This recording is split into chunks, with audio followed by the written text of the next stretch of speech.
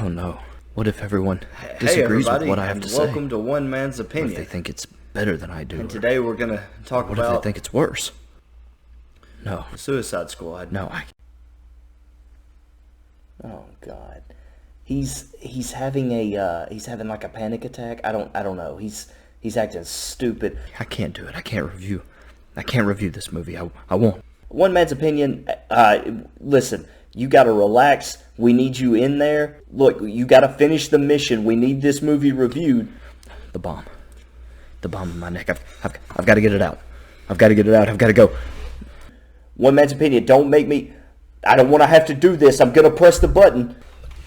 No, I've got to run. One Man's Opinion. Get back in there now. That's it. I'm pressing it. No!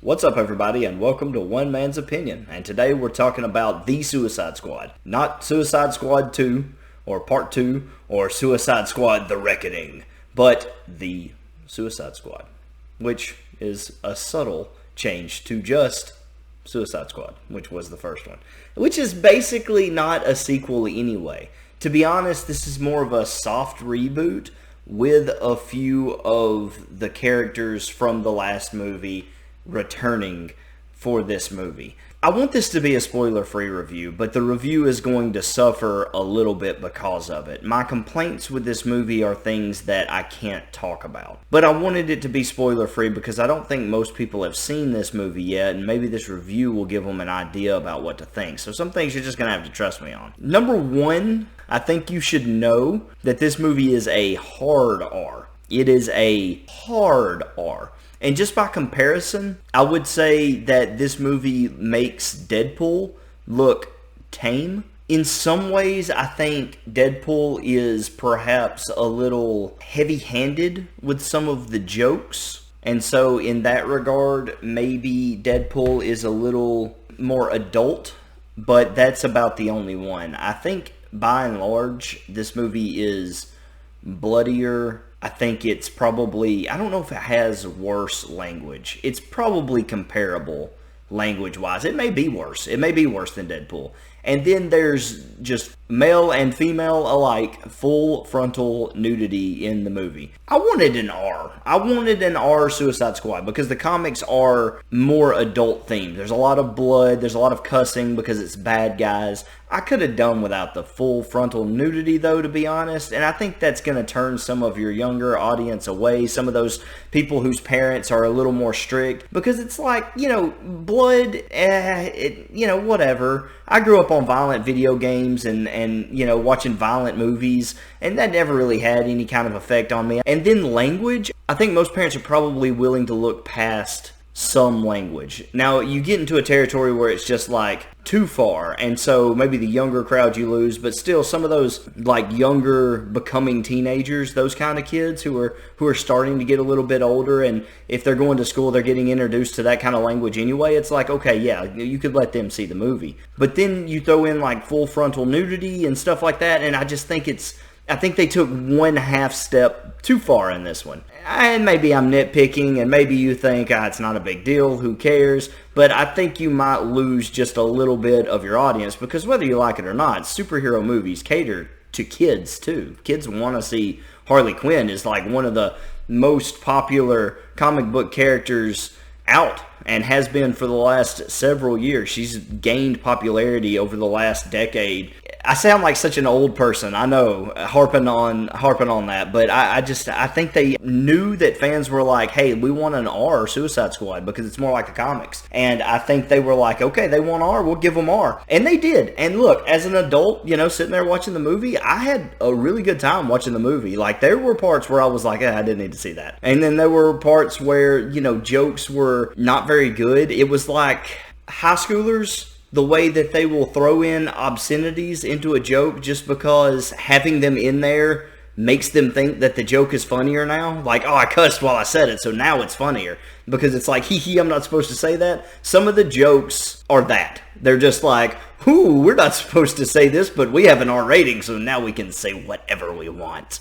It doesn't matter. And so it is a few of the jokes hit like cringe factor. But a lot of it is genuinely funny. Some of it, at least, is genuinely funny. I was surprised at the fact that I actually cared about a few of the characters. One character in particular is very, very sympathetic. And if you watched, like, Suicide Squad animated movies, if you read Suicide Squad comics, or if you follow the Suicide Squad or this character in particular very much, it's not a character that you would have thought that's the sympathy character. And so that was actually a pleasant surprise. There were characters that I genuinely liked. I was like, oh man, this is a very good portrayal of that character, or this actor is really bringing life to a lesser known character. There were a lot of choices made with some of these lesser known characters that I applauded. I thought were really, really good. There were also some, like, I don't know, Bloodsport is just Deadshot. He is line for line just Deadshot. He is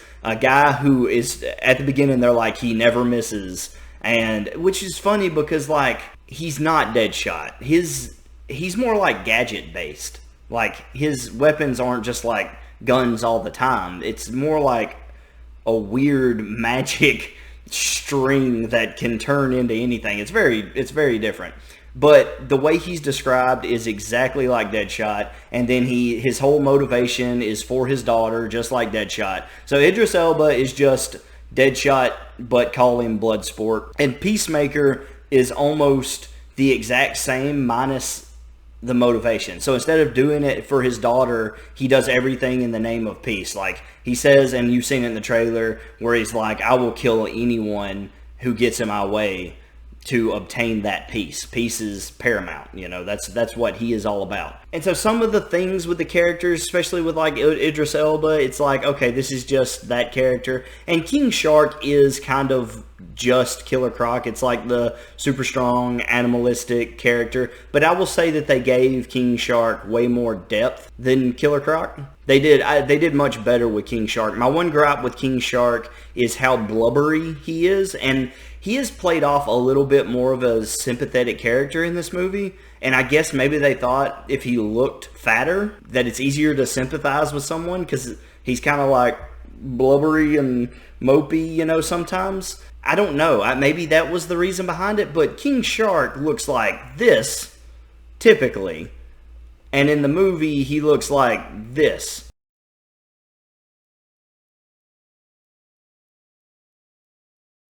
Fat-ish and like kind of blubbery. He looks more whale than shark to me. So I don't know, that was a gripe. I had a lot of little minor gripes, and I don't know how to say this, I'm trying not to spoil anything. I lost some characters that I liked a lot, and so that was upsetting for me. One character in particular dies, and I was like, that was a mistake, and I can't say more than that. And I would really like to talk about that more, because I don't think people will understand why it was a mistake. I can't say too much. Maybe I'll do a spoiler review, but in this one, that's all I will say. They killed a character they should not have killed off, for sure, to me. The movie was a lot of fun, though. It had a lot of heart, and like the action was consistent. I'm not a fan of all the CGI blood. I wish movies would use more practical effects, but I understand that it's time consuming. And in a movie where you want bodies to pile up, and they pile up, there's a lot of kills in this movie, and I will applaud the creative kills. Almost like how you watch a horror movie to see, like, how will Jason kill somebody this time? There are some kills in in the Suicide Squad, that'll make you be like, oh wow, that was creative. How about that? That was really cool. There's even one point where two characters are kind of like trying to outkill the other in creative ways, which is pretty enjoyable. I will say that Idris Elba and John Cena playing off of one another is one of the most enjoyable things of the film. Those two have really good chemistry on screen, and I thought that their characters were written really well together and also were acted really well by the actors. It was good to see them, and all of the actors did well with their parts in this movie. I thought everybody played their part well. Everyone had comedy bits that would land at times, and everyone had serious moments that were effective at times. And so, by and large, I think it's actually a good movie. A few small complaints here or there, but I think for the most part, Suicide Squad fans are going to be satisfied with this movie, which is, that's a good thing. It sucks that the movie's not doing particularly well because of COVID, and the box office numbers are suffering a little bit. I hope that doesn't deter them from doing another one. Is it a perfect movie? No. There are a lot of things. That just kind of make you roll your eyes a little bit. But other than that, man, honestly, it's a fun time. There are good moments. There are good character moments. There's a lot more character building in this movie than was in the last one. Is it a character-driven story where it's like, oh, I'm going to become super-duper attached to somebody and follow their journey in this sick character arc that takes this character from being this, and then by the end of the movie, he's something totally different, and it's emotional and heart-wrenching? No, you're not going to have that there, and if that's what you're looking for here, you're not going to get it. It's not really that sort of story. It's more for just the spectacle of it all, okay? But for what it is, it's a good movie. It's a good time. Just don't bring your kids. It's a hard R. I'm giving The Suicide Squad an 83 overall.